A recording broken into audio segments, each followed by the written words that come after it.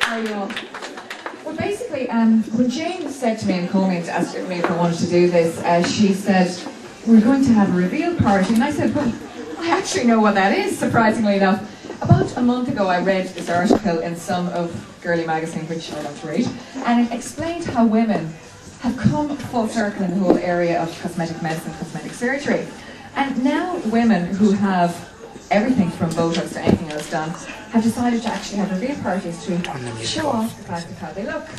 And tonight, this was the idea that they had here, and this is the vote to reveal this new clinic, and I think it's a great idea. But the whole area of cosmetic medicine, which is really what this clinic does, is non-invasive medicine, and Patrick, of course, is meant to explain all that to you in a few minutes' time. But I guess from a woman's perspective, everybody wants to look good. Middle age is moved 10 years, I've heard recently, thank Lord. And I'm very happy to hear that. It's now beginning set properly late 50s. And I think programs like Sex and the City have done a lot for women in their 30s and upwards to actually have women looking really sexy into their 50s and longer, and why not? I mean, all you have to do is look at women like Catherine Deneuve and know that, you know what, she could equal someone in her 20s. And I really believe that. So the reality is that you can look as good as you want these days. And there's nothing wrong with having, you know, the odd little complimentary thing to make you look that way. And I think that's a fantastic way that the world is going these days. And revealing it is probably something that will take us a little bit longer in this country, I think. I can't imagine us having reveal parties as much as maybe America yet. Now, a very important thing is, I believe, is that if you're going to have something, obviously, it's very important to go to somebody that you trust. And there are so many places open these days. Every time you open any magazine, Health or Image or Social Person or anything else in this country, you see various people advertising. And I think that, you know, it's important to go to someone reputable if anybody wants to get anything done. So someone like Patrick, who's been working in this area for decades now at this stage, is someone to actually trust. And I think it's great to have a clinic like this outside Dublin that people don't have to traipse up and down. And I think it's wonderful to look around tonight and also see men here in the room. Because it's not just women who are interested. It's from the basic thing that if you look back in this country 10, 15 years ago, going for a facial was a big treat. Now women are taking more care of themselves, everything from creams upwards. And I think that it's a great thing to see that we're proud of ourselves and getting up with the rest of Europe, really. I mean, all you have to do is go to France and, you know, women are in the sexiest clothes into their 60s, and what is wrong with it? So anyway, the man who's going to tell you all about this, not moi, obviously, Mr. Patrick Treacy. Here he is. Thank you, Maura. Don't be running away. I'm going to slip down here for a second.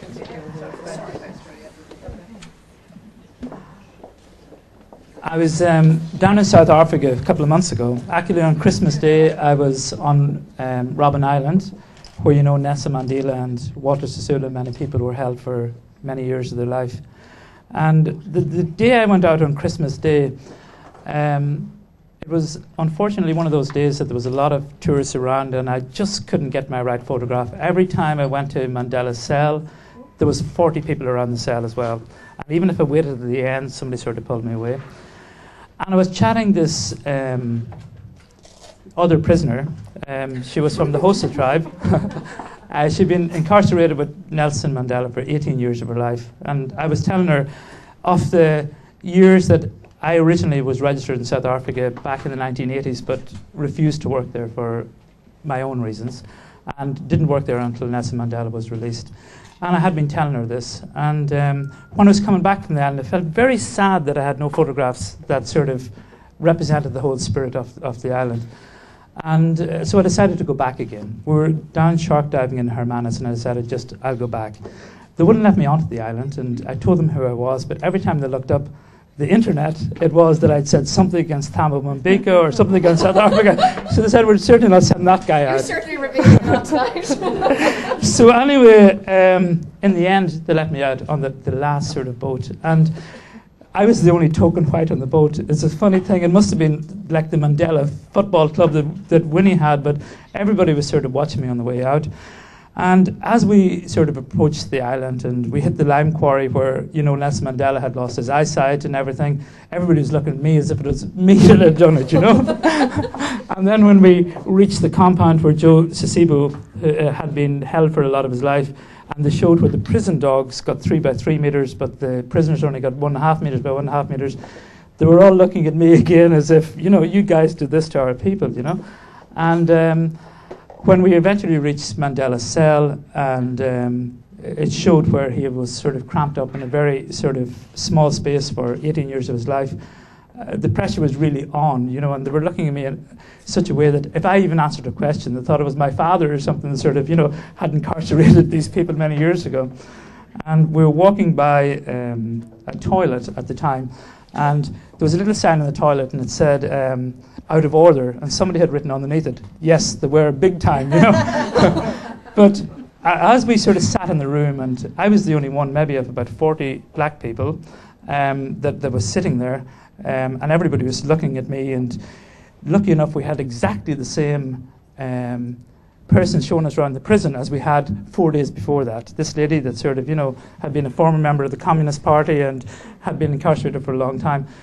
So as she ran through all the different sort of problems that had happened to them down through the years and the brutality and that they had suffered, everybody was looking at me and even edging up further and further away from me, you know.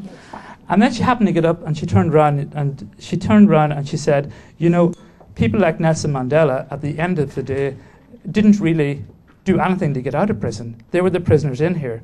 And she says, it was people like Treacy here, because you remember 4 days ago, they were the real heroes because they were the ones who protested to get him out. And it was wonderful. For the first time, it just turned everything around because these people got up and started shaking my hand. And in a way, I feel like that tonight. The real heroes of the opening of Cork are in the audience. It's not really me at all. It's people like Jane Hildred here, Sean, my brother, who built the clinic, Jane beside him, who designed it, all the staff that are around us, and a big sort of hand for them, you know.